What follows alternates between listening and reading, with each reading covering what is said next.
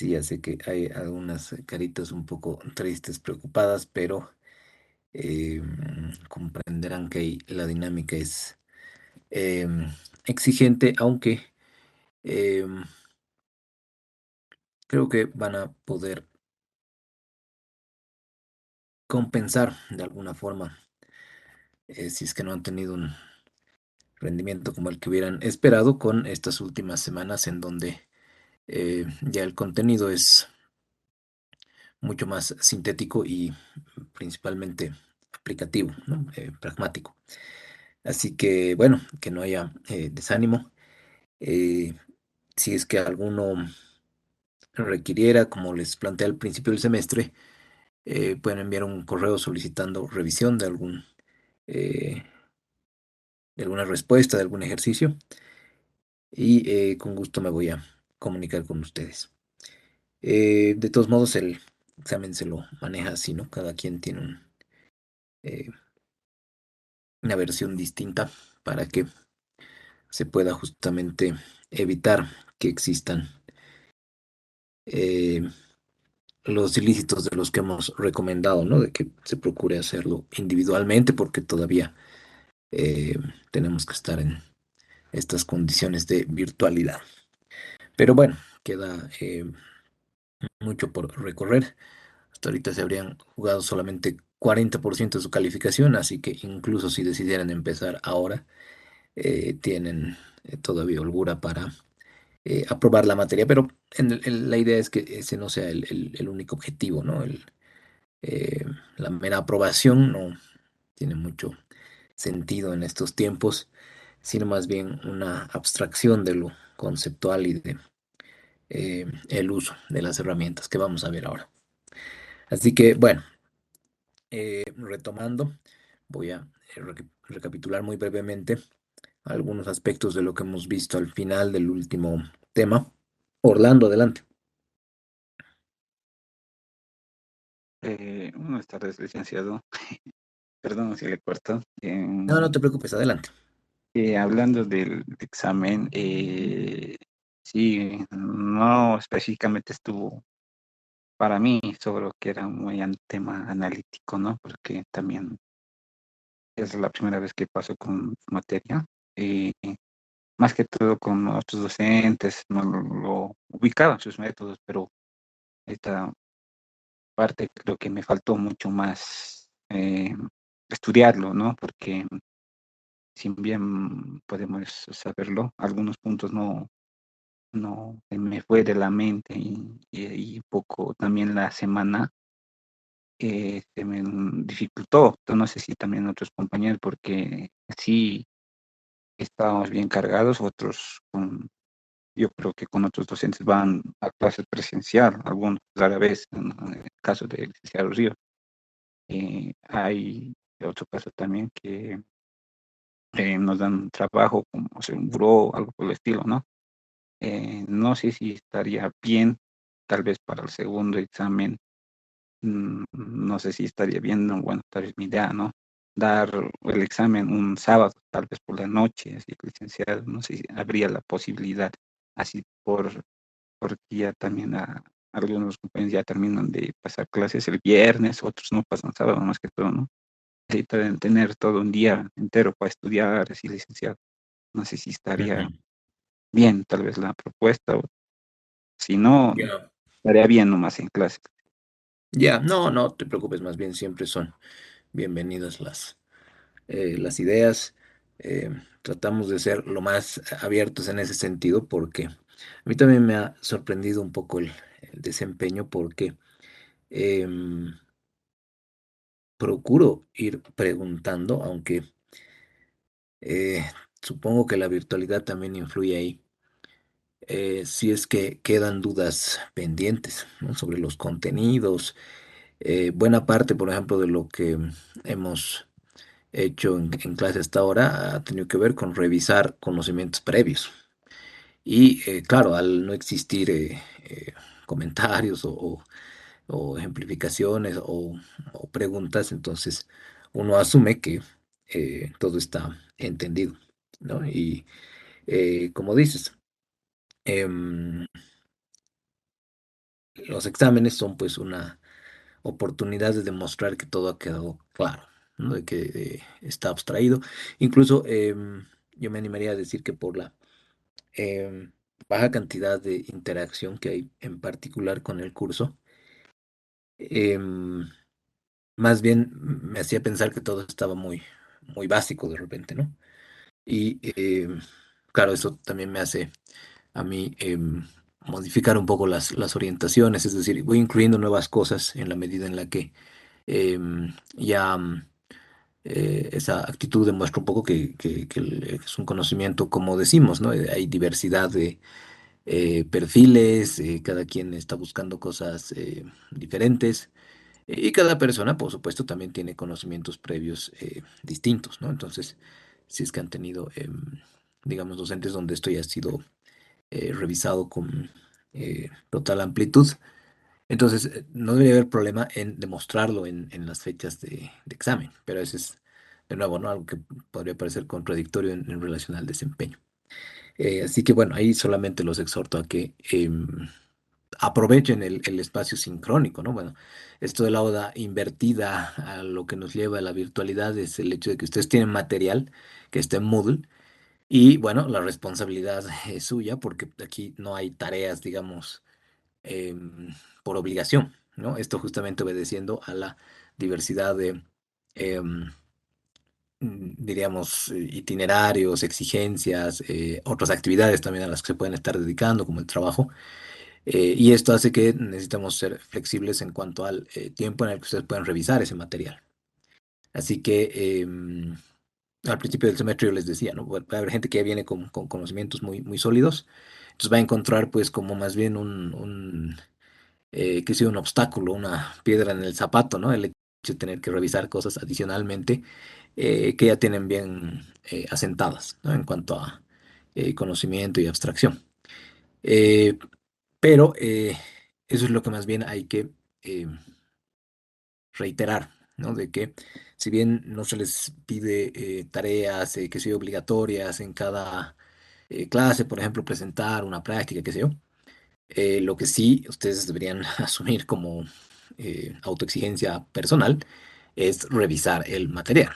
Si el material está revisado y está plenamente asimilado, entonces no debería haber problema ni para las actividades ni para los exámenes. ¿Mm? Y ahí, bueno, lamentablemente no podría dar curso a que movamos los días de examen o el horario de clase porque, de nuevo, ¿no? Nos atañe desde el principio del semestre, como les decía. Es precisamente por eso incluso de que las actividades se realizan en horario de clase, para que nadie pueda decir que ha sido perjudicado, por ejemplo, por un movimiento. Ahí más bien apelo a la comprensión, Orlando, porque te has de dar cuenta de que siempre hay posturas un poco, yo diría, sesgadas, pero hay gente, ¿no? que puede reclamar porque se está moviendo, por ejemplo, una, un horario de clase. Entonces yo por eso en ese ánimo procuro evitarme cualquier problema y que, bueno, tendría en mayor o menor medida cierto grado de razón también, si es que uno antojadizamente agarra y dice, bueno, nos vamos a reunir en tal otro horario, no en el designado. Yo más bien procuro mantenerlo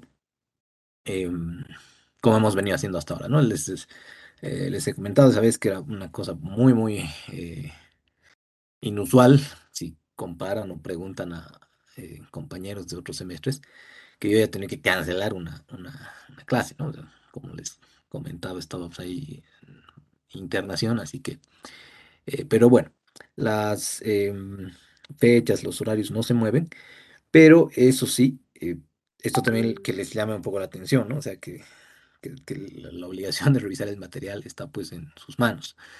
Yo, como en algún momento he dicho, no soy niñero de nadie, no soy alguien para estar ahí preguntando, diciendo si es que han hecho o no han hecho, ¿no? De repente en colegio a veces nos malacostumbran mucho, ¿no? Que nos estén dando, que algunos dicen, no, es que el profesor tiene que encargarse además de que me interese la materia. Bueno, la materia puede ser interesante, puede no estar a la altura de sus expectativas, incluso con los docentes siempre hay preferencias sobre ciertos rasgos o ciertas otras apreciaciones, pero Eso es parte, ¿no? De la diversidad de la que les he hablado al principio.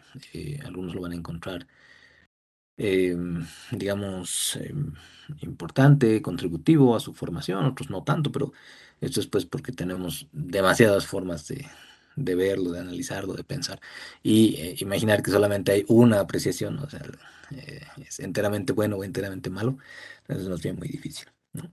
Así que, de todos modos, como les decía, que no los desanimen, son 40%, pero el resto todavía está por jugarse, así que tienen bastante holgura para continuar. ¿Mm?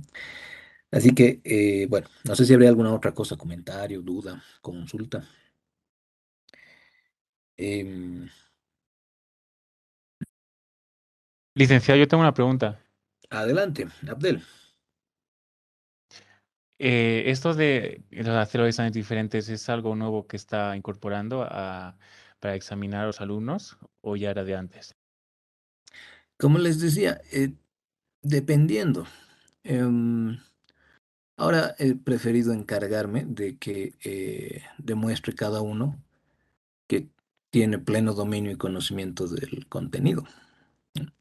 Pero al principio, si es que han leído el sílabo, yo planteaba que el examen ya debería ser presencial y como no se ha podido logísticamente, entonces he preferido hacerlo de esta forma. Pero no sé si habría alguna razón ahí de por medio por la curiosidad. No, simplemente le preguntaba porque, claro, hablando con compañeros que están en semestres superiores y que han pasado con usted a la materia, pues no habían comentado nada al respecto sobre que los exámenes eran diferentes. Era pues, simplemente más sorprendido. Por eso le preguntaba si es algo nuevo que está incorporando. Bueno, lo he hecho una vez. Hay dos antecedentes, así que de repente son de semestres muy inmediatos superiores. Incluso en alguna he tenido que hacerlo oral, uno por uno.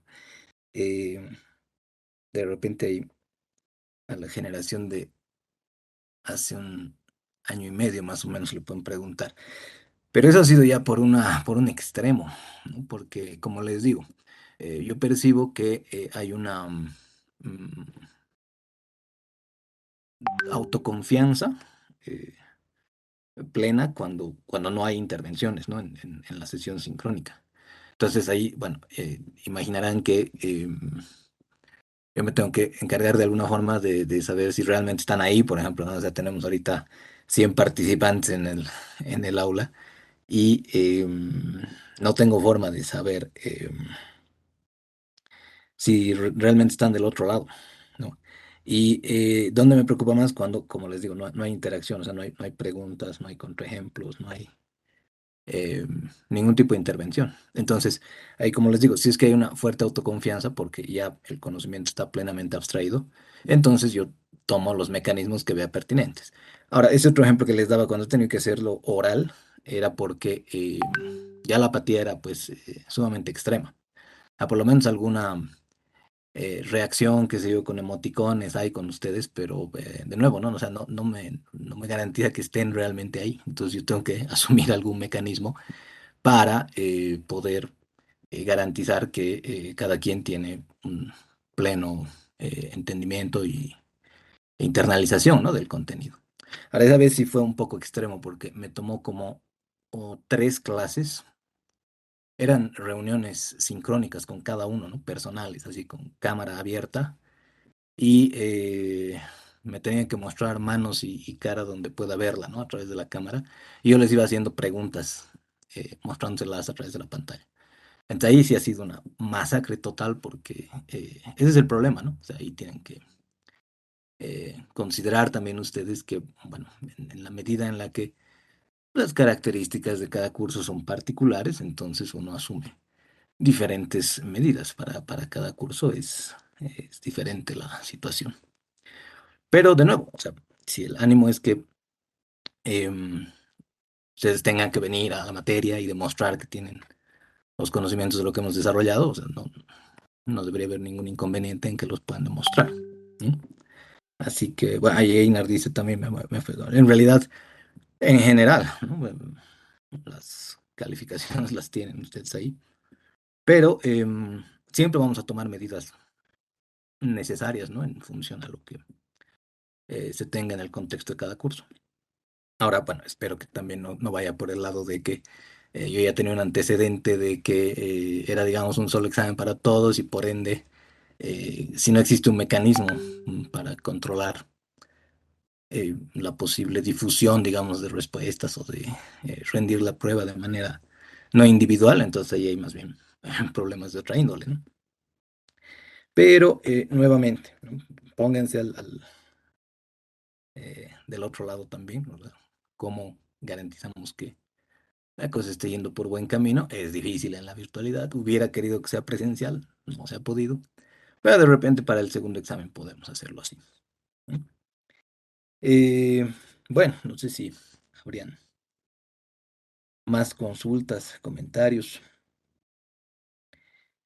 Em, Eso es, digamos, una ventaja, ¿no? De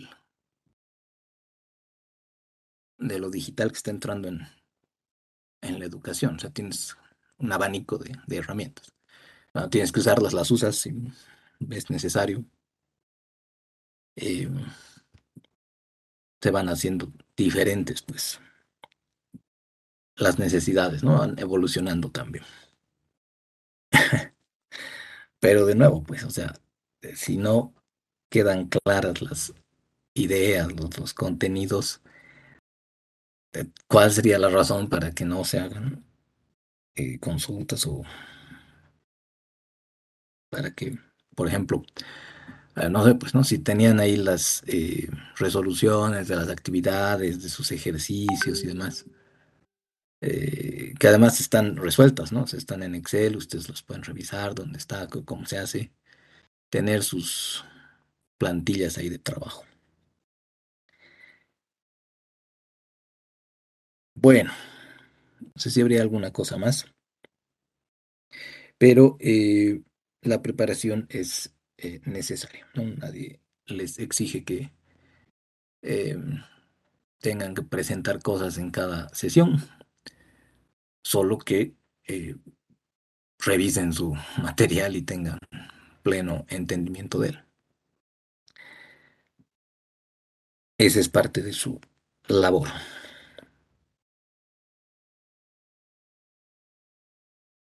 Bueno, partimos entonces.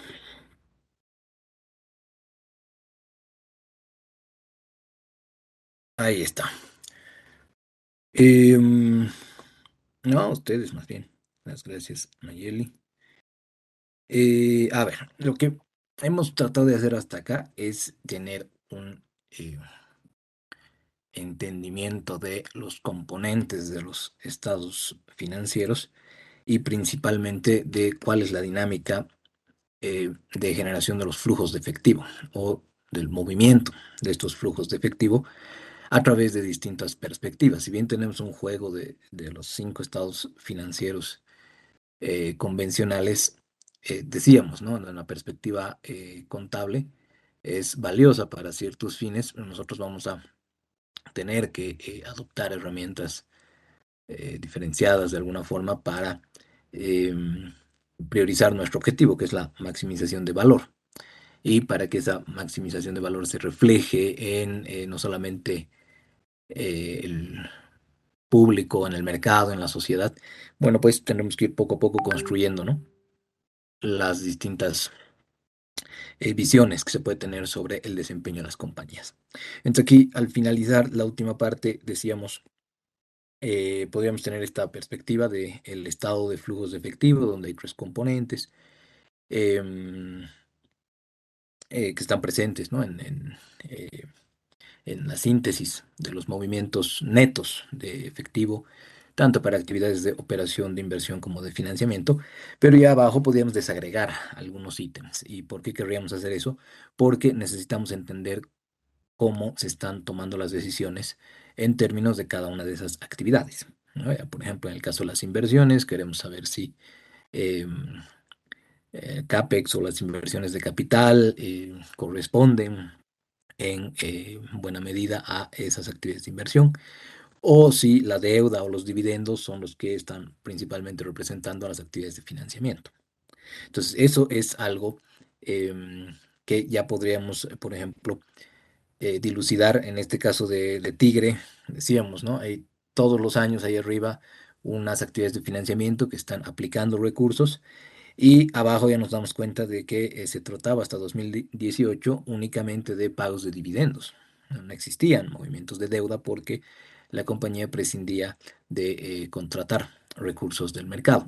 Hasta 2019, donde vemos reflejada ahí la primera cifra negativa en actividades de operación. Y claro, decíamos, ¿no? En su momento, si las actividades de operación a veces no alcanzan para poder afrontar la cotidianidad de la compañía y de sus modelos de negocio, entonces probablemente tenga que recurrir al financiamiento. Y eso es precisamente lo que ha ocurrido en esa gestión. Ya al año siguiente se ha normalizado, pero ya solamente con el gráfico podríamos empezar a hacer unas primeras deducciones, ¿no? Sobre cómo está yendo el desempeño de la compañía. En Sofía pasaba lo propio. En el 2015 veíamos, ¿no? Un movimiento de deuda de 80 millones aplicados en términos netos y nada de dividendos, siendo que las actividades de financiamiento arriba en el ejemplo estaban cercanas a cero. Solamente 3 millones que representaban una cifra poco significativa en relación a las demás. Y lo que veíamos, y esto lo revisamos en el propio juego de estados financieros de Sofía de ese año, que se trataba de un nuevo aporte de los dueños, ¿no? No aportes por capitalizar de los propietarios. Así que, bueno, lo que eh, podría, por ejemplo, ocurrir en su siguiente examen, y en este no lo he hecho todavía, pero es mostrarles gráficas como estas, ¿no? Ya no en el sentido únicamente de los flujos, por todo lo que vamos a revisar a partir de ahora, pero de lo que se trata es de que ustedes vean una gráfica y ahí pongan, ¿no? cuál de las opciones, como está ahí el requerimiento, corresponde mejor a lo que se solicite. Por ejemplo, cuál de estas compañías refleja mejor, qué sé yo, ¿no? Una rotura de stock, ¿no? O vamos a analizar también que no necesariamente porque ciertas medidas estén subiendo o bajando, se puede deducir automáticamente que es un comportamiento positivo o negativo, ¿no? O sea, eso es algo que vamos a ir añadiendo, ¿no? Porque más el sentido de eh, lo analítico es importante para ustedes, más que se mecanicen y que reproduzcan, digamos, ¿no? A la formulita le vamos a reemplazar 1000 veces los números que contiene y vamos a pretender que con eso estamos listos, ¿no? Para las siguientes materias. Bueno, no, ahí nos estaríamos mintiendo a nosotros mismos, así que no se trata de eso. Bueno, en estos últimos ejemplos eran preguntas que, sí, bueno, aquí también, por ejemplo, ¿no? Recuerdo que nadie se animó a responder, ¿no? Imposible para mí saber si es porque no eh, hay, digamos, el suficiente entendimiento o si que ya está como que eh, demasiado básico, no lo sé. Pero les preguntaba, ¿no? ¿Cuál de estas dos correspondería a una firma de capital intensivo con mayor probabilidad? Y abajo más bien se reflejaba esa cercanía eh, entre el monto global de las partidas que no generan movimientos de efectivo versus los movimientos netos en activos y pasivos operativos, ¿no? En el año 2016, por ejemplo, en términos absolutos, es decir, sin considerar que sean orígenes o aplicaciones, pero los movimientos en estos activos y pasivos operativos son mayores a las propias partidas que no generan movimientos de efectivo, ¿no? 88 millones versus 54 millones. Es esa dinámica la que correspondería más a este nivel industrial, comercial, de lo que proponíamos, ¿no? Como modelos de negocio más tradicionales.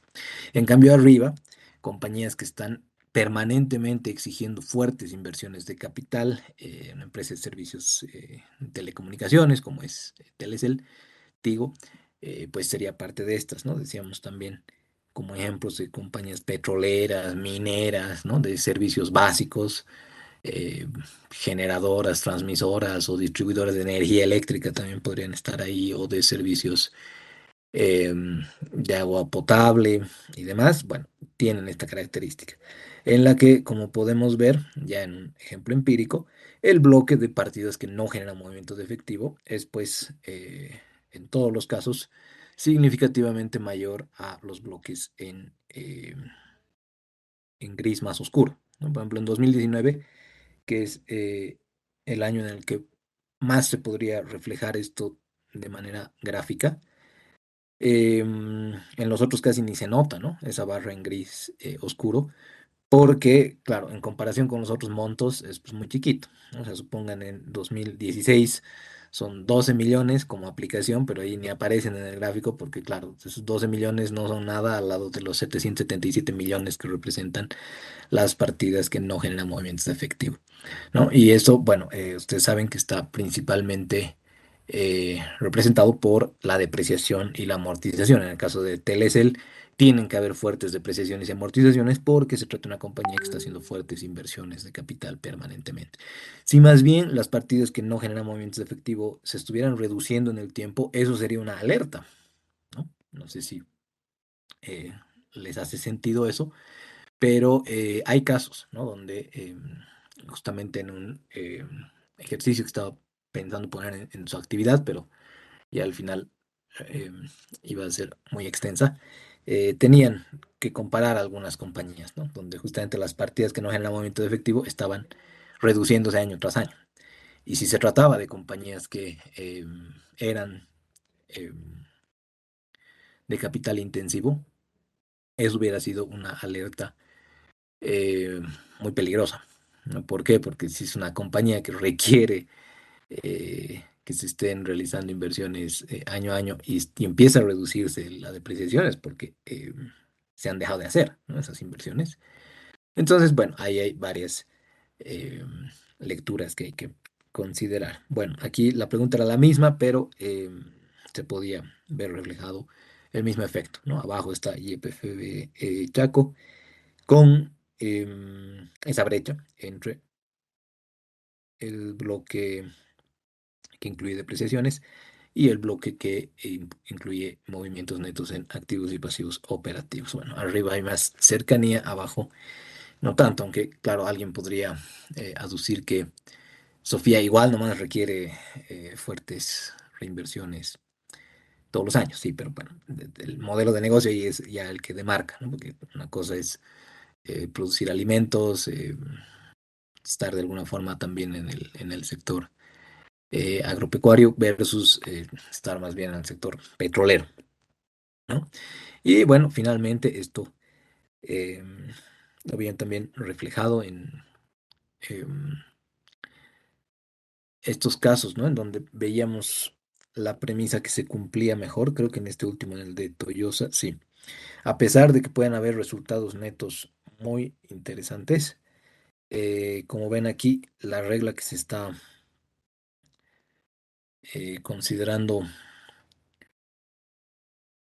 como más importante para el tema de los dividendos, hay un comportamiento mucho más consistente con el flujo de efectivo libre del patrimonio que está ahí en azul marino, ¿no? Porque en los años donde ese flujo se reduce o más bien se vuelve negativo, se prefiere no distribuir dividendos, ¿no? El único año en el que esto es excepción es el último, el de 2020, porque, bueno, por esta razón, ese año se considera como que es demasiado atípico, ¿no? Como para que se hayan podido aplicar el criterio convencional. Pero bueno, eso para completar la línea de estudio de los estados financieros, del juego de estados financieros. Em, ya hasta acá deberíamos tener una claridad de dónde viene cada cosa y cómo se relaciona con el resto de los estados financieros y también las otras perspectivas que veíamos, ¿no? Por ejemplo, el EBITDA, que es muy utilizado por la simplicidad que nos otorga para tener una aproximación a lo que vendría a ser flujo, salvo que en compañías donde la influencia del devengamiento es muy fuerte, ya no nos serviría tanto, ¿no? En general hemos dicho, vamos a procurar priorizar la lectura de los flujos de efectivo, pero las otras vías también son válidas para que eh, ustedes puedan en algún momento, si se encuentran con otras nomenclaturas, de nuevo, ¿no? O sea, eso va a pasar.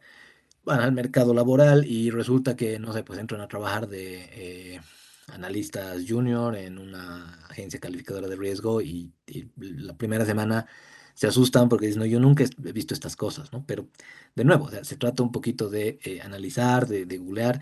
Esa es la razón por la que hemos hecho en el ejercicio 3 eh, los dos últimos requerimientos tenían que ver con una reconstrucción racional, ¿no? ¿Qué quiere decir esto? Que tratemos de reproducir la lógica que han usado los analistas en los ejemplos que habíamos dado para llegar a los mismos cálculos de los flujos, ¿no? Es decir, un analista puede estar priorizando la revelación de ciertos elementos porque corresponden mejor, digamos, a la compañía sobre la que se está efectuando el trabajo, pero de ninguna manera eso quiere decir que se puede alterar de forma antojadiza lo que vaya a corresponden en las cifras.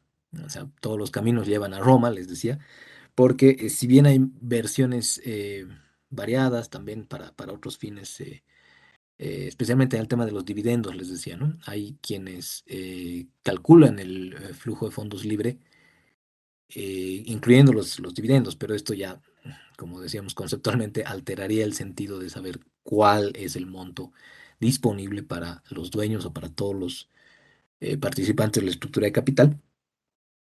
Y por ende, bueno, habría que ver también hay una posibilidad de consistencia, ¿no? Entonces, uno puede entender, esto es lo que a veces algunos llaman, uno tiene que ser capaz de entender lo que el otro está produciendo, uno tiene que ser capaz de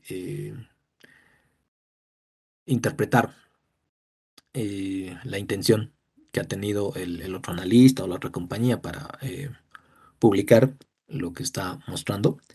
Pero no necesariamente estar de acuerdo con esa ruta, ¿no? Simplemente saber que puede alcanzarse el mismo resultado por otra vía. Luego ya obviamente se discutirá, ¿no? Si conviene más plantearlo o mostrarlo de tal forma o de otra forma.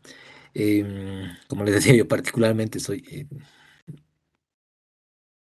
alguien que directamente no considera el EBITDA como algo que me pueda añadir en términos analíticos y más bien ya cuento con el FAO, cuento con los flujos libres o cuento con algunas otras medidas, ¿no? Pero de todos modos hay siempre preferencias, prioridades, ahí uno no puede agarrar e imponer sus modos, ¿no? Pero la lección ahí está en que ustedes ya tendrían esta capacidad para saber cómo se relacionan los componentes y sobre todo de no sentirse ahí desnudos, ¿no? Porque el otro le llame a otra cosa, ustedes van a agarrar y van a tirar la toalla el primer día y decir, no, nunca me han enseñado esto y por ende estoy huérfano en el mundo. No, falso, pues, van a dar una googleada y se van a dar cuenta de que es la misma cosa con otro nombre o presentado de otra forma, por otra lógica, por otra estructura, con otros pasos, qué sé yo, reorganizado de manera diferente, pero al final hemos llegado, creo que 5 veces al mismo flujo de actividades de operación y a los flujos libres, hasta en su resolución de la actividad tenían ahí otras maneras, ¿no? Simplemente adecuarse un poco. Así que ya acá entraríamos netamente al sentido interpretativo, ¿no? O sea, desde su primer semestre ustedes están revisando teorías, están revisando conceptos, están revisando modelos que en el fondo y en última instancia a lo que tratan de dirigirnos es a poder tomar decisiones, ¿cierto? Ese es el meollo, si quieren, ahí dentro de nuestra formación profesional. Nuestra carrera está muy orientada a las decisiones en un sentido a veces pragmático. Esto se critica incluso, ¿no? A veces excesivamente pragmático, no quisiéramos pasar a ese nivel, pero lo que ocurre es que, bueno, muchas veces lo que plantean las formulaciones teóricas distan de lo que vemos en el día a día. Por eso nos dicen, "No, nosotros tenemos que estar apagando incendios muchas veces con poca información, no necesariamente con las condiciones más perfectas, más idóneas que quisiéramos, eh, pero Así es como se desarrolla nuestra carrera. Así que primero vamos a dar un pequeño mapeo en los factores del entorno empresarial y eh, hay que recordar los modelos en sí, ¿no? O sea, no es que vamos a hacer un ISLM aquí, pero sí tendremos que tener algún grado de eh, conocimiento sobre cómo influyen, por ejemplo, las variables macroeconómicas en los negocios, ¿no? Es decir, algunos negocios que son, les llamamos cíclicos, ¿no? Esto lo han debido ver en macroeconomía. Cuando, digamos, hay una recesión, a estos negocios les va de la patada. Cuando más bien se vuelve a reactivar el ciclo y llegan a un momento de auge, entonces a estos negocios les va muy bien. Y otros son contracíclicos, por ejemplo, ¿no? Más bien existen casos, como habíamos mencionado, en los que la pandemia, digamos, es algo de lo mejor que les ha ocurrido en los últimos 50 años, digamos. ¿No? ¿Por qué? Porque pucha, pueden haber, pues, algunas empresas a las que el hecho de que al resto de la economía le vaya muy mal los beneficia, ¿no? Luego vamos a entrar al principal elemento de diagnóstico interno, que me voy a adelantar ahí, es entender el modelo de negocio o los modelos de negocio en los que operan las compañías. Y luego vamos a ver algunas herramientas de análisis, ¿no? Para llegar finalmente, esto habíamos dicho, lo íbamos a eh, desacoplar como un quinto capítulo en el tema de perfiles financieros. Pero en general lo que tenemos que hacer es entender cómo una compañía plantea los mecanismos, los modos a través de los cuales em, genera, proporciona y captura valor, ¿no? Esto es algo que todavía está en debate abierto desde hace siglos. ¿Qué significa valor? Es algo que distintas corrientes de pensamiento han tenido posturas muy, muy, muy diferentes al respecto, pero nosotros vamos a tratar de nuevo, ¿no? Integrar conocimientos previos. Así que hay algunas influencias para el entendimiento de los modelos de negocio. Las compañías operan estos modelos y procuran la creación de valor en el entorno. Entonces, para esto es útil revisar un poco la data que hay al respecto. Aquí tienen algunas gráficas que he tomado del último informe de 2021 de nuestro Ministerio de Economía y Finanzas Públicas. Si gustan, también se los puedo compartir, pero es simplemente para revisar, ¿no? A veces las contrastaciones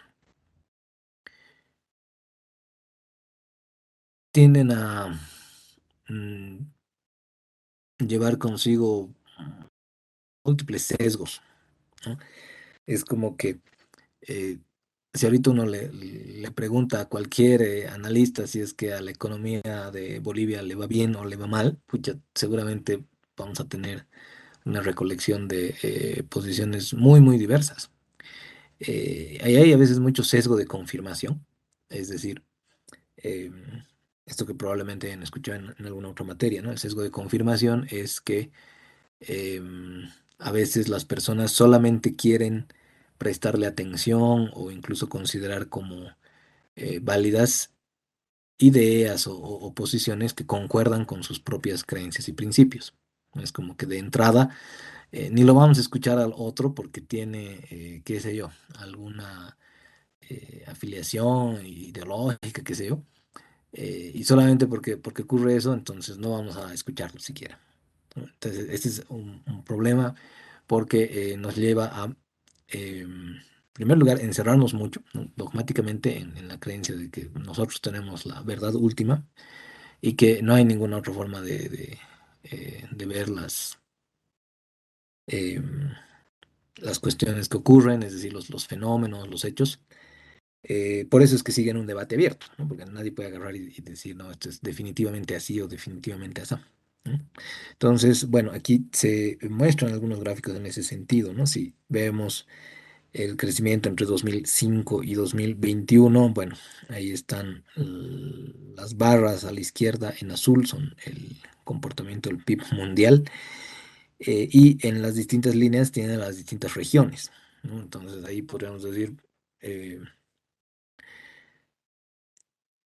la crisis de 2008, por ejemplo, le ha pegado a todas las regiones, aunque dentro de cada una de las regiones a los países no les ha hecho el mismo efecto, ¿no? Esa era la vez que más se utilizó este discurso, ¿no? De la economía blindada que tenía nuestro presidente, bueno, por entonces ministro de Economía, y decía justamente, ¿no? Que a nosotros no nos estaba haciendo tanto efecto esa crisis financiera porque habíamos sabido blindar la economía. Vaya, ¿no? Un primer ejemplo de que, no sé, ustedes si estarán de acuerdo en que nuestra economía era que hemos sido lo suficientemente eh, capaces de blindar efectivamente y además anticipar esa crisis en relación al resto de los países, o tal vez era porque nuestra economía no estaba, pues, y podemos decir, todavía ahora no está tan vinculada al resto de la economía global y que por ende no hay pues una correlación tan fuerte, ¿no? Con lo cíclico que podría estar ocurriendo allá afuera. En fin, ahí ya un ejemplo de distintas posturas que podrían haber. Entonces, lo propio con la pandemia, ¿no? La pandemia al PIB mundial le ha pegado con un -3,1%, mientras que a Latinoamérica le ha pegado en general con un -6,8%. Y ya el 2021 hay una recuperación en todos los casos, ¿no? Que ya están aquí en el lado derecho. Eh, Latinoamérica es a la que más le ha pegado el año de pandemia, el 2020, pero el 2021, no sé si se me escucha o estoy viendo que está tardando un poco el monitor en reproducirse. Ok, Eco, gracias. Te agradezco yo. Pero bueno, aquí en el último año ya vemos, ¿no? En la barra azul que hay un repunte, hay una recuperación. Seríamos, junto con las economías emergentes y en desarrollo, las regiones em, que más se han em, recuperado del golpe de 2020 con la pandemia. Aquí hay una comparación de Bolivia con el resto de los países del Cono Sur. Estamos al medio, ¿no? No hemos sido a los que más le ha llegado a afectar la pandemia, pero bueno, la recuperación tampoco ha sido de las peores, ¿no? En comparación con la economía con la que más se suele contrastar a Bolivia en general es esta, la ecuatoriana, porque tenemos similitudes no solamente en ese sentido, sino también a nivel sociopolítico. Pero en ese sentido estaríamos habiendo recuperado en 6,1. Y bueno, si lo vemos ahí en crecimiento interanual por sectores, porque esto es también importante para considerarnos, o sea, si estamos analizando, por ejemplo, a las industrias más grandes de Bolivia, qué sé yo, IASA, em, las que están vinculadas nomás al tema de la producción de productos de consumo masivo, sería importante saber cómo en la dinámica global esto se va reflejando. Así que aquí también un gráfico para mostrar que el sector energético es el que ha tenido un mayor crecimiento entre 2021 y 2020. Claro, uno podría decir porque es obvio, 2020 le ha venido afectando a la gran mayoría de los negocios, y por eso es que el crecimiento interanual es tan alto en ese sector, ¿no? En los otros es principalmente la comparación o la contrastación con 2019 la que ofrece un incremento más importante, pero lo principal aquí es que vayamos haciendo un entramado, o lo que se llama, em, para entender cualquier empresa, para entender cualquier negocio, lo que tenemos que ir pensando es cómo se interrelaciona con el resto de, no solamente las compañías de su rubro, sino eh, las otras que posibilitan su funcionamiento en el mercado. A veces pensamos que para analizar a X empresa solamente tengo que ver a sus competidores y ya. Bueno, hay que procurar siempre, más allá de entender, como decimos, los modelos de negocio, saber cuál es el relacionamiento que se podría dar a escala más macroscópica, ¿no? Más global. Bueno, ya en contexto macroeconómico para el país, eh, hemos tenido un crecimiento de 6,1 el año pasado. Los tres sectores que más han contribuido en ese crecimiento de 6,1 en nuestro PIB, es decir, las tres mayores variaciones han sido minería, transporte y almacenamiento y construcción, mientras que las tres menores variaciones, es decir, las que han crecido menos o incluso han tenido un decrecimiento, han sido los establecimientos financieros, comunicaciones y la administración pública. Ahora, bueno, dicho sea de paso, esto habría que verlo también en contraste con la caída de 2020, ¿no? Porque eh, aquí es donde se refleja mejor. Claro, una vez dice, pucha, qué capos que pueden ser los que están manejando las cosas porque han hecho que crezcamos un montón el año pasado, sí, pero el problema es que si el crecimiento es interanual, ha sido pues fruto de esta caída. Y esa caída, bueno, de nuevo, ¿no? Perspectivas. Algunos dirán esa caída ha sido ocasionada netamente por la pandemia y por todas las afectaciones sistémicas que han generado. Y otros dirán que era un mal gobierno que hemos tenido justo ese año y que hemos atravesado una etapa transicional que ha sido de pésima gestión. Bueno, ahí cada quien tendrá sus razones, pero en general hay una recomendación, y no solamente para nuestras materias, sino para las que eh, van a enriquecer, yo diría, su marco de visión profesional, es que en la guerra lo primero que se pierde es la verdad, ¿no? ¿Y a qué me voy con esto? Bueno, en general, cuando uno quiere más o menos acercarse a la verdad de los hechos, por ponerlo de un modo, o tratar de tener la mejor aproximación a cómo han sido de verdad las cosas, no puede escuchar a ninguno de los dos extremos, ¿no? O sea, sería ingenuo pensar que alguno de los dos bandos es angelito, ¿no? Y que tiene toda la imparcialidad necesaria para eh, establecer la objetividad, digamos, de los fenómenos. A veces hago la analogía, ¿no? Con los canales de televisión, ¿no? Bueno, uno lo que tiene que hacer es, pues, ver, no sé, Unitel por un lado y tiene que ver el Canal 7 por el otro lado y más o menos tratar de sacar un promedio entre los dos, ¿no? Porque el Canal 7 me va a decir una cosa y Unitel o qué sé yo, algún otro canal de esos me va a decir otra cosa, ¿no? Van a ser los dos puntos extremos. Entonces, yo más bien estaría pecando de ingenuo nuevamente si es que dijera, uno tiene la verdad absoluta y el otro no la tiene, ¿no? Más bien cada quien va a ver pues ciertos sesgos en esa interpretación. Y eso es, a ver, también pasa en los periódicos, ¿no? O sea, uno puede leer a Página 7 por un lado y puede leer no me acuerdo cómo se llama el periódico ahora de los azules, creo que se llama Ahora el Cambio, o se llamaba Bolivia, o Ahora el Pueblo, una cosa así. Pero lo que va a hacer es pues leer la misma noticia en versión Página 7 y la misma noticia en versión, qué sé yo, ese periódico. Y ahí uno tiene que ir tejiendo, ¿no? Cuál podría ser más o menos ahí el promedio y quién es el que entra en contradicciones o quién es el que entra en situaciones, porque aquí, si digamos, vemos más hacia atrás, y creo que aquí tenía otro gráfico, ahí está, ¿no? Em, Esta es la versión que nos muestra el informe del Ministerio de Economía. Eh, Trata de mostrar esto, ¿no? Se trata de hacer mucho énfasis en la caída de 2020, que ha sido de 8,7% en nuestro PIB, y que ha sido em, la segunda más alta en 70 años, ¿no? Porque eh, la del año em,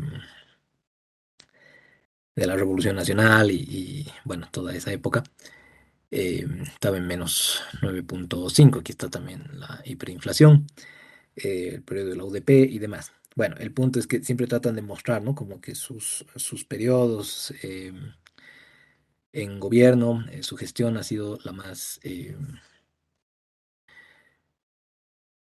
generadora de valor justamente. Y de nuevo, ¿no? Algunos lo encontrarán así, algunos dirán que sí, efectivamente han sido 15 años de el mejor manejo económico de la historia, otros más bien tendrán algunas explicaciones para que se haya dado esto, ¿no? O sea, más allá de que creo que en general es difícil encontrar alguna postura que se sostenga en contra de lo que ha ocurrido con la renegociación de los impuestos a los hidrocarburos, ¿no? Incluso había en ese entonces mucho detractor, ¿no? Es decir, mucha gente que estaba escéptica de que podamos salir bien parados DC 8218. Em, Hay quienes postulan que gracias a esto se ha posibilitado el tema que está ahí, ¿no? Y claro, ¿cuál es el contrapunto que más solemos escuchar? Que no, que esto más bien ha sido fruto de los precios internacionales, de los recursos naturales que le vendemos al mundo, ¿no? O sea, nuestra economía, no hay que olvidarlo, es extractivista. Así que al ser extractivista, muchas veces pasa algo que no sé si les comenté como ejemplo hace algún tiempo, no recuerdo si era en este paralelo o en el otro, pero em, a veces parece, ¿no? Que la economía está mejorando, que se están creando nuevos negocios y por ende los empresarios se creen muy, eh, digamos, em, se enaltecen, ¿no? A sí mismos. Es decir, creen que están creando empresas valiosas, generadoras de empleo y muchas otras cosas positivas, pero lo atribuyen a su gran olfato y a su capacidad empresarial, cuando muchas veces no ven que es el contexto el que podría estar impulsando o apalancándolos para que tengan el desempeño que tienen. Entonces, esto es algo que hay que notar, ¿no? La anécdota que les decía tenía que ver con una exposición que tuve que hacer en otro país y era una exposición sobre emprendimiento, innovación, y cuando me comentaban por qué habían empezado a vincularse con otras universidades para que les expongan sobre nuevas herramientas en temas de emprendimiento, de creación de negocios y demás, ellos decían, lo que pasa es que hasta hace unos años, cualquier cosa que tú abrías como negocio, digamos, abrías una pizzería o abrías una tienda o abrías alguna cosa, les iba bien a los emprendedores. Y ahora ya no les está yendo tan bien, es decir, a los nuevos negocios les está costando solventarse y por ende creemos que es porque nos hemos retrasado un poquito, hemos entrado en un rezago en cuanto a las herramientas que hay para este tema, ¿no? Antes usábamos, por ejemplo, plan de negocios, entonces la gente hacía su plan de negocios, le iba bien, pero ahora hace el mismo plan de negocios y ya no le va bien, entonces ya lo estaban como que atribuyendo, esto es una falacia, ¿no? Es una causalidad más bien forzada de pensar que porque ya no les va bien a los negocios, a pesar de que hacen lo que en algún momento les funcionaba, entonces han de cambiar las herramientas. Y es la herramienta la que me va a permitir salir del estancamiento en el que estoy. Pero ahí, imagino que ustedes ya podrán deducir a lo que se quiere llegar, ¿no? No, pues uno revisaba justamente el crecimiento del PIB de este país ha tenido una década de crecimiento como que al 9% promedio, fruto de ciertas políticas que además son eh, sumamente polémicas, ¿no? Porque en los 90 fueron eh, la mayoría de los países de Latinoamérica, ¿no? Pero este en particular, eh, vamos a decir, neoliberalizadores con mano dura, ¿no? Sin que les importe tomar algunas medidas tan drásticas como incluso la esterilización de ciertas poblaciones sin consentimiento o sin que siquiera les digan, ¿no? Que estaban haciéndoles ciertas intervenciones. Bueno, para no irme muy lejos, el punto estaba ahí, ¿no? Si tú no te das cuenta de que la razón por la que puedes tener tu negocio operando y desempeñándose con fuertes ingresos, con fuertes utilidades y demás, puede no estar a veces tan atribuida a tu desempeño como gestor, es decir, a tu rol como gerente, como empresario, sino al contexto.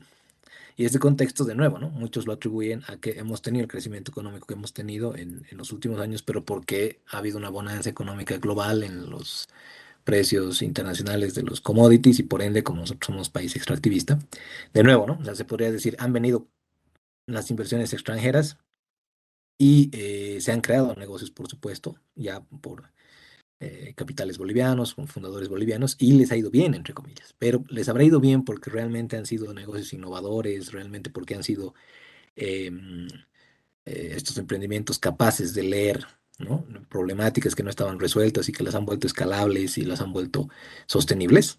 O simplemente hemos tenido unos buenos años de jarana donde han empezado a entrar un montón de recursos, porque claro, ya no, de lo que cobrábamos el 2000 2004, el 2005, hemos pasado a cobrar 7 veces, ¿no? En términos de impuestos y de regalías.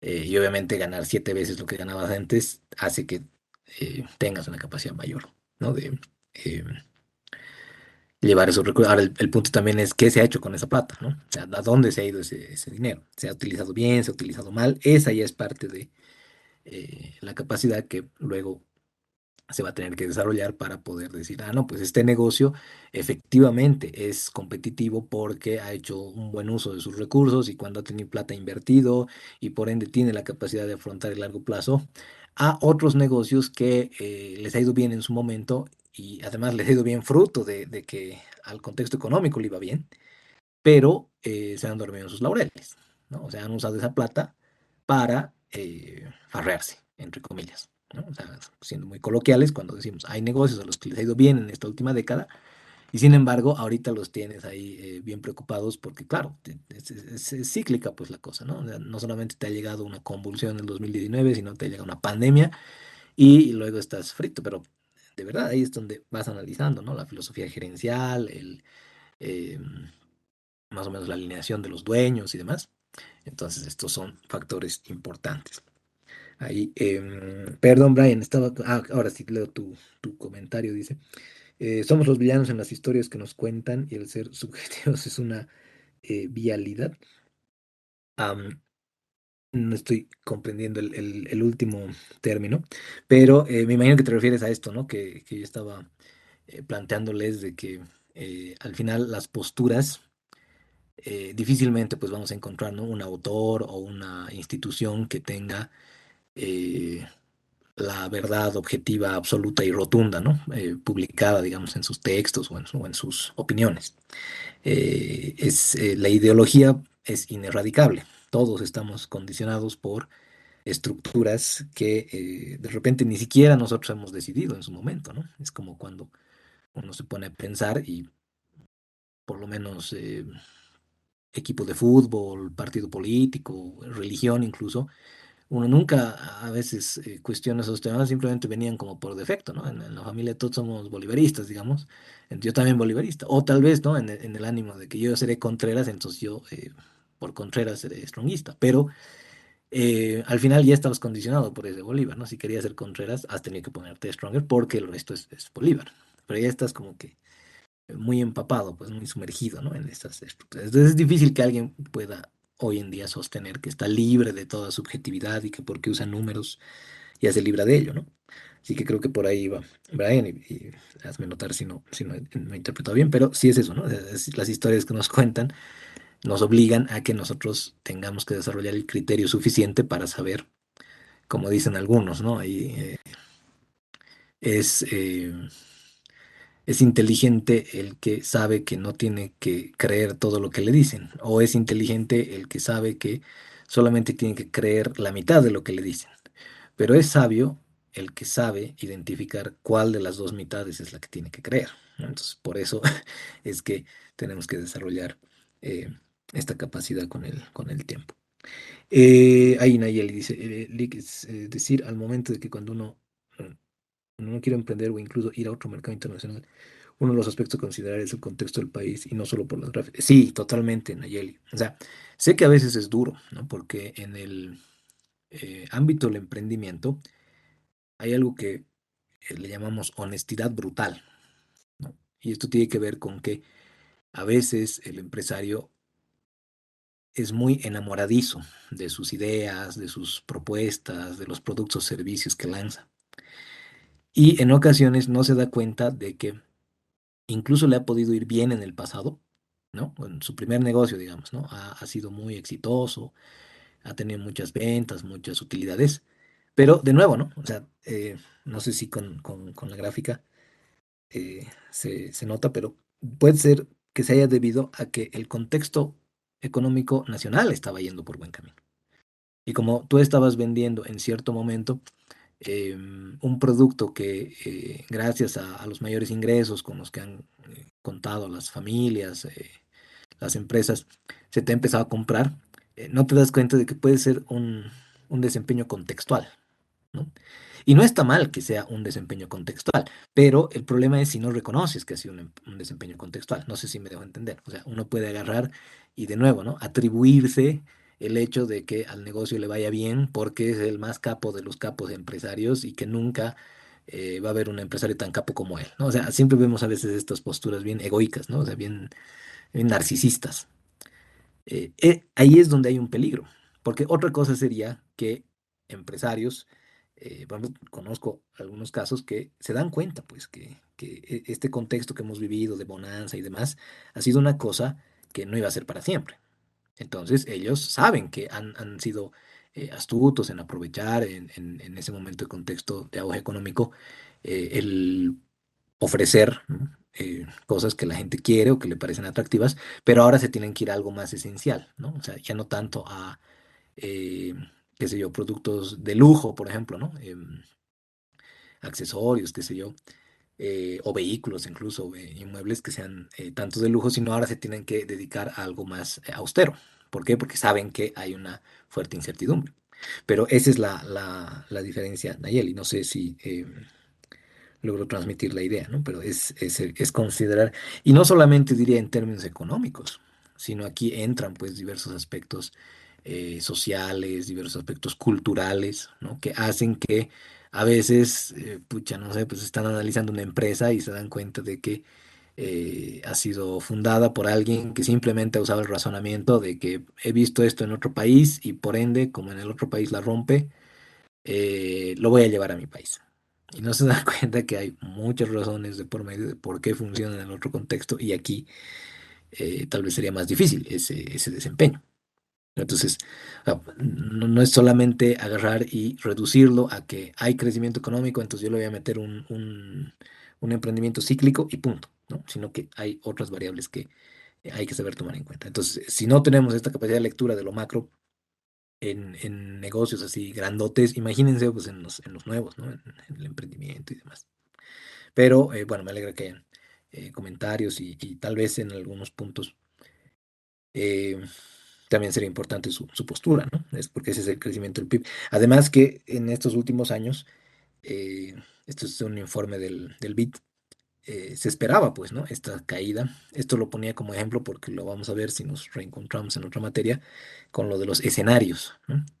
El BID, ante el tema de la pandemia, proponía estos cuatro escenarios: moderado, fuerte, severo y extremo, ¿no? Y para cada uno de esos escenarios hacía su predicción, ¿no? De cuánto le iba a pegar a la economía de América Latina y del Caribe.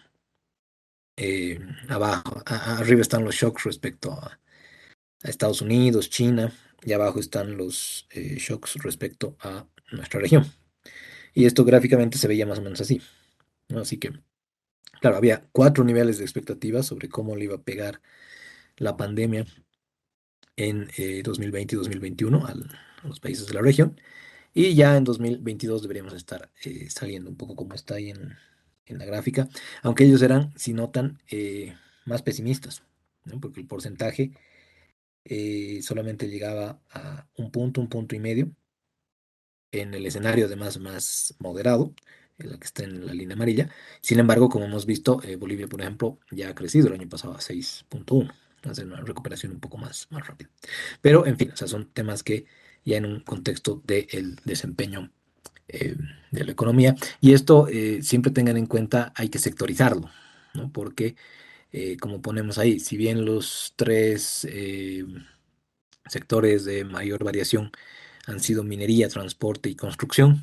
Entonces, si ustedes están haciendo el análisis de una compañía como Soboce, ¿no? Ya tendrán que tomar en cuenta el comportamiento del PIB construcción, ¿no? De los últimos años. O si están haciendo un análisis sobre, qué sé yo, Chinchihuayra, agarrarán minería. O si están haciendo, por el otro lado, ¿no? Si están haciendo el desempeño de un banco, entonces tomarán ahí el comportamiento del sector financiero.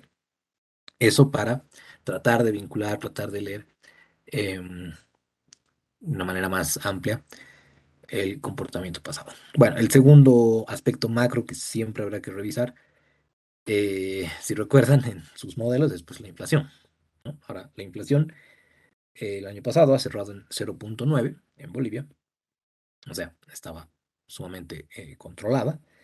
Y a septiembre de este año, la inflación del mes de septiembre de este año, o sea, el mes pasado ha sido de 0,14%, o sea, 14 puntos básicos. Y la inflación acumulada de este año es de 1,76. Ahora, este aspecto en particular hay que contrastarlo con los de otros países, porque, como han debido escuchar en todo lado, em, ahorita en Estados Unidos, en Europa, hay inflaciones peores que las de nuestro país. Aquí es donde está volviendo un poco el discurso de que nosotros tenemos una gestión mucho más maravillosa y extraordinaria porque tenemos la inflación controlada, a pesar de que países tanto del norte global como los de la región están sufriendo por este hecho, ¿no? Diría que más allá de los casos extremos, ¿no? Como Venezuela o Argentina, México, por ejemplo, ha empezado a sufrir mucho en este último tiempo. Claro que también porque tiene una dependencia fuerte de su principal socio comercial del norte, que es Estados Unidos. ¿No? O sea, Estados Unidos ha empezado a tener este problema. Y ahí una de las cosas que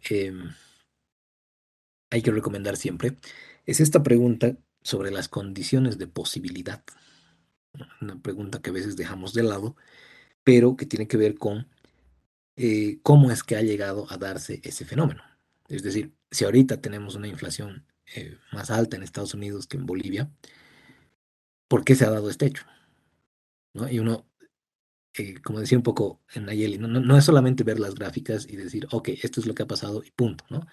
Y tratar de hacer una especie de fórmula mágica en la que universalmente se puede aplicar a todos los contextos, no, sino es empezar a preguntarnos por qué es que se empieza a dar este fenómeno. Por ejemplo, en general, desde que yo estudiaba en el pregrado, la expectativa inflacionaria para Estados Unidos siempre era pues de 2%, ¿no? O sea, 2%, que es un número hasta que ya se podía volver una constante porque todos los modelos predictivos se basaban en eso.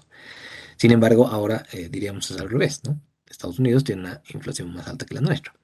Y claro, si uno se pone a pensar que en los últimos años se ha tratado de reactivar la iniciativa económica con tasas de interés muy bajas, y que luego además te llega una pandemia en la que empiezas a imprimir dinero, pero que da miedo, em, tratando de estimular una demanda, es decir, con algunas similitudes a lo que ha pasado en cierto momento de la historia, digamos en el crash del 29, em, bajo la teoría keynesiana del pleno empleo, lo que se postulaba era que si tú a la gente le posibilitas un ingreso, entonces la gente ya va a poder empezar a consumir.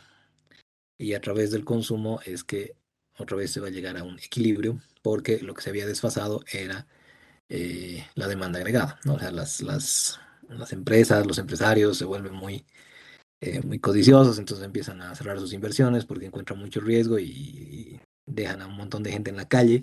Y esa gente obviamente se organiza y empieza a hacer protestas. Bueno, obviamente lo estoy sobresimplificando, pero el punto es que están haciendo demandas en huelgas, están haciendo mitines. Y la teoría keynesiana es interesante en ese sentido, ¿no? Porque dice, básicamente lo que hay que hacer es darles algo en lo que ocupen su tiempo, ¿no? Por eso incluso hay una frase muy conocida, que tal vez la hayan escuchado en sus otras materias, en macroeconomía, en la que en el libro dice, hay que darle a la gente algo que hacer. No importa si tienen que abrir huecos en la mañana en el piso y en la tarde volverlos a cerrar, ¿no? Y uno diría, pucha, ¿por qué sería tan extremo, no? O sea, la cosa es que estén haciendo algo. Y uno dice, pucha, ¿por qué los vas a tener ahí haciendo algo? Claro, por tres razones. Uno, si los tienes haciendo algo, cualquier cosa, ya van a tener un ingreso. Entonces, con ese ingreso, de nuevo, ya pueden volver a consumir y con eso se estimula la demanda y la oferta empieza a volver a producir. ¿No? Claro, no hay a quien vender cuando nadie tiene ingresos, ¿cierto? Por eso también es que el sistema es bien interdependiente. Pero en segundo lugar, lo que vas a lograr es que la gente ya no esté pues, protestando en las calles, sino que tenga algo que hacer. Y como vas a empezar a dar empleos a Gil y Mil, entonces no solamente los vas a ya poder volver a convertir en consumidores, sino que los vas a tener distraídos de alguna forma, ¿no? Ya no se van a ocupar de los asuntos políticos y demás. Así funciona. Ahora, obviamente, ahí entra un aspecto de que ustedes se preguntarán a veces, ¿no? O sea, ¿por qué hay tanta crítica a que el Estado sea un aparato con tanta burocracia, es decir, con tanta contratación de empleados públicos? Eh, claro, porque ahí hay un peligro de ineficiencia, ¿cierto? ¿Qué pasa si empiezas a abrir puestos de trabajo sin ton ni son? Así sea de nuevo, ¿no? Para que estén abriendo huecos en la mañana y volviéndolos a tapar por la tarde, que es lo que a veces vemos en algunos puestos, ¿no? En algunos trabajos que no parece que le agreguen pues mucho valor en un sentido de producción de conocimiento o en un sentido de exigencia en términos de eficiencia. O sea, ¿cuánta eficiencia mayor le genera el enésimo? O sea, si hay tareas que se podrían hacer entre 5 personas, ¿por qué tenemos que contratar a 25? ¿No? Y ahí ya hay que entender las razones de por medio, ¿no? Bueno, además de que esta gente ya va a tener un ingreso y va a poder consumir, también va a estar dejando de protestar en las calles y obviamente hoy lo vemos con más fuerza, también los vamos a poder volver una especie de, diría, fuerza política, ¿no? Es decir, son lo que a veces se dice mucho, ¿no? Son los que tienen que marchar obligados o son los que tienen que ir a los eventos que organiza, qué sé yo, el partido de turno, porque, claro, pues, es como si fuera parte de su trabajo, ¿no? Incluso apoyar estos temas. Esto es lo que va complicando y lo que intenta hacer es ampliar su eh, análisis y su lectura de lo que va ocurriendo en la realidad, ¿no? Entonces, la inflación, ¿por qué la hemos traído a discutir a ese nivel? Porque, bueno, estaba dando mi ejemplo de Estados Unidos, deciden repartir un montón de dinero para volver a estimular, ¿no? Esta reactivación económica, pero ocurre algo muy distinto que en 1929 y en los otros momentos de la historia en donde se ha tratado de aplicar esto. En Estados Unidos se da algo que se ha terminado llamando una renuncia masiva. Es como que a la gente le han repartido dinero para que vaya y gaste, digamos, y claro, como muchos han perdido sus empleos porque las empresas han cerrado, han dicho, bueno, le repartiremos plata a la gente y que la gente vuelva a gastar y que todo se normalice. Pero ¿qué creen que ha hecho la gente, no? En vez de salir y gastar, han dicho, oye, me han repartido un montón de dinero, entonces voy a tratar de gastar lo menos posible porque esto va a ser suficiente para que yo pueda estar sin trabajar mucho tiempo. Y justamente por estos temas que a veces no consideran pues las ciencias reduccionistas, es decir, las que tratan de abusar de la analiticidad, ¿no? De solamente mirar una perspectiva de las cosas, no se han dado cuenta de que la psicosociología de 2021, 2020, comparación a 100 años atrás, es muy diferente. Especialmente a muchas generaciones que en otro tiempo hubieran tomado esto como un estímulo para poder gastar y luego encontrar otro trabajo o incluso emprender, ellos lo han visto como que una manera para eh, poder ya evitar tener que trabajar, por ejemplo, ¿no? Cosas interesantes que uno puede ver. Y esto ha empezado a desatar pues una inflación galopante en el país del norte porque sumado, ¿no? A otros temas ya incluso más geopolíticos, habían demasiados recursos en el mercado, allá afuera, compitiendo por la misma cantidad de productos. O sea, cuando esto no apunta hacia mejorar la productividad, entonces pueden ser decisiones muy peligrosas, ¿no? En nuestro caso, más bien, y ahí sí hay que reconocerlo, por lo menos en comparación con los países de la región y del resto del mundo, nuestra inflación está controlada. Ahora, de nuevo, el contrapunto que se suele plantear aquí es que está controlada por la subvención también, ¿no? O sea, nosotros en Bolivia subvencionamos fuertemente el combustible, ¿no? La gasolina, el diésel, y esa es la razón por la que muchos dicen, claro, como los precios de los combustibles se mantienen estables, entonces no hay una inflación muy importante. Pero ¿por qué se mantienen los precios estables? No es porque esto esté liberado a las fuerzas del mercado. Si estuviera dictado por oferta y demanda, ya hubieran subido pues una barbaridad los precios de todo.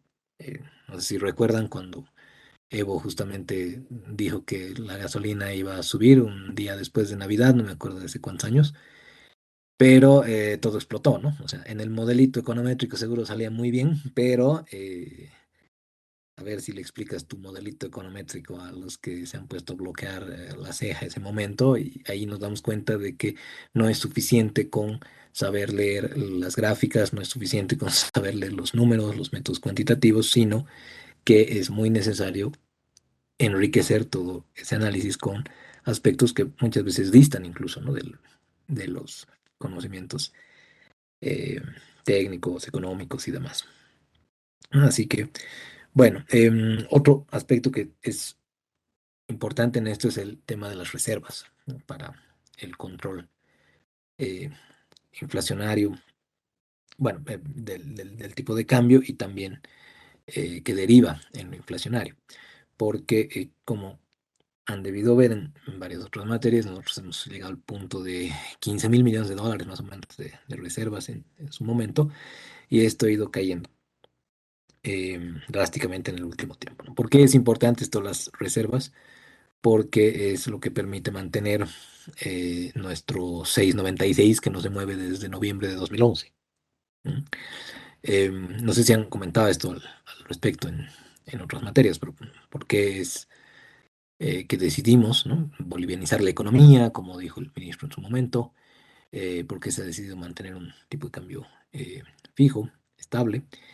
Y por qué ahora, bueno, para muchos, eh, esto no es tan conveniente, ¿no? Porque, claro, imagínense que ustedes vayan un día al banco. Ustedes tienen la libertad ahorita en Bolivia de poder ir a cualquier entidad de intermediación y comprar dólares, ¿no? Abiertamente, libremente.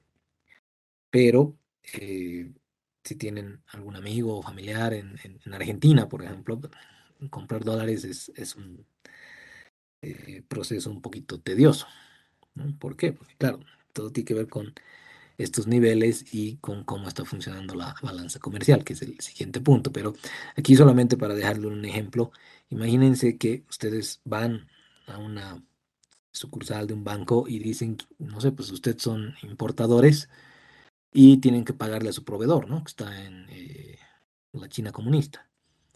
Y obviamente le tienen que enviar dólares, no les van a aceptar pagos en bolivianos, ¿no? El boliviano no es una divisa, propiamente. La divisa normalmente se la de marca del resto de las monedas como método internacional de pago aceptable. Entonces seguramente su proveedor les va a aceptar dólares, pero no bolivianos. Así que si ustedes quieren pagarle a su proveedor, tienen que ir al banco y comprar dólares. Pero ¿qué pasa si van al banco y eh, resulta que el banco les dice no tengo, ¿no? Ustedes tienen que enviar 10.000 dólares cada mes para pagarle a su proveedor.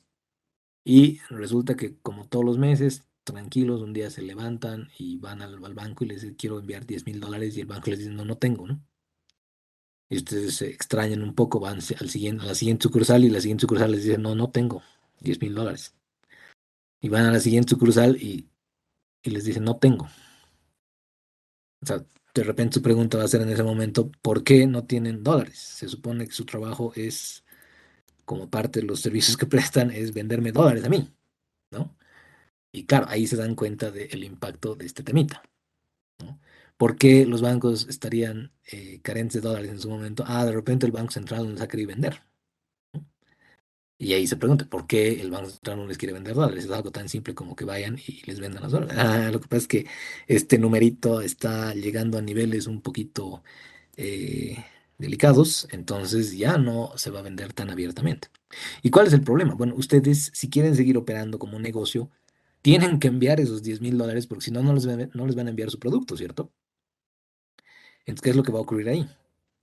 Van a tener que salir de estas sucursales de banco en donde no han podido comprar 10.000 dólares, y ¿a dónde van a tener que ir? Bueno, ahí el librecambista que está en la esquina de, no sé, la Camacho, los va a estar esperando con los ojos de signo de dólar, ¿no? ¿Por qué? Porque, claro, él, como ya está enterado de que hay una carencia de dólares en los bancos, ustedes van a ir donde el librecambista y le van a decir, ¿me puedes vender 10.000 dólares? Tengo que pagarle a mi proveedor y no, no lo puedo enviar porque no encuentro. Y el otro les va a decir, obviamente, sí, les puedo vender. Y ustedes les dicen, ya, ok, son 69.700 bolivianos, ¿cierto? Y el otro les dice, no, no, no, les vendo, pero les vendo a, no sé, 7. Y ustedes, van a regalar, es como que a 7, ¿no? Si estaban vendiendo antes los bancos a 6,97 toda la vida, los últimos, ya pues más de 10 años. Y claro, el libercanista les va a decir, si quieres nomás, ¿no? Te vendo a 7. Renegando van y compran, ¿no? En 70.000 bolivianos los 10.000 dólares. Pero ¿qué creen que pasa al mes siguiente?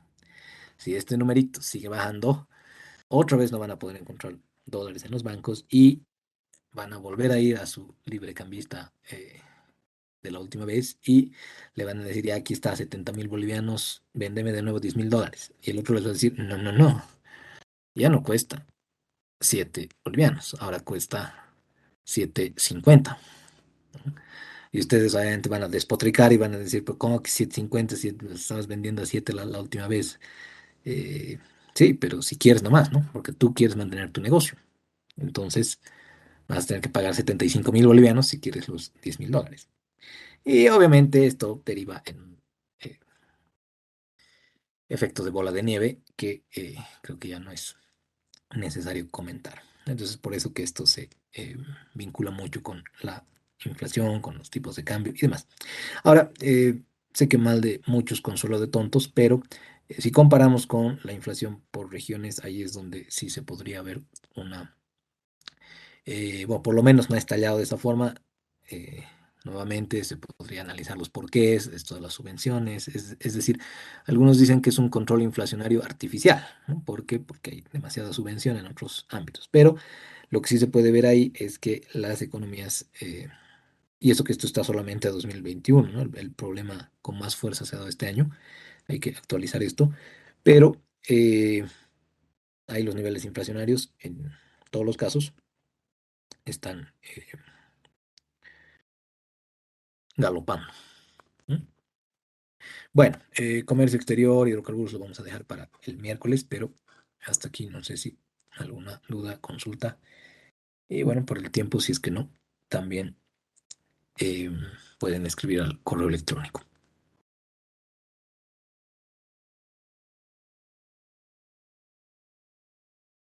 Eso entonces.